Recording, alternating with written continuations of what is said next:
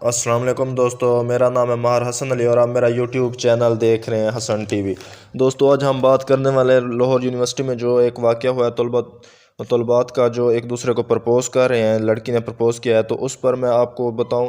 आजकल पता नहीं हमारे माशरे में क्या चल रहा है, हमें कुछ समझ में ही नहीं आ रहा। एक तरफ औरत मार्च, एक तरफ ये जो है प्रपोज़ वगैरह। तो पता नहीं यूनिवर्सिटी के इंतज़ामिया सोई हुई थी, क्या कर रही थी। खैर, तो मैं आपको वो मुकम्मल वीडियो दिखाता हूँ और आप ये पिक्स पहले जो अभी देख रहे हैं स्क्रीन पर, अब वीडियो वॉच कीजिए और देखिए आप इस बारे में क्या राय रखते हैं, हमें कमेंट में ज़रूर बताइएगा।